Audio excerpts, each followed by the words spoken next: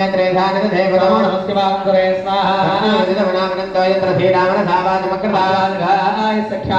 भद्रेदा लक्ष्मी निरादिवाज स्वाहा हृदय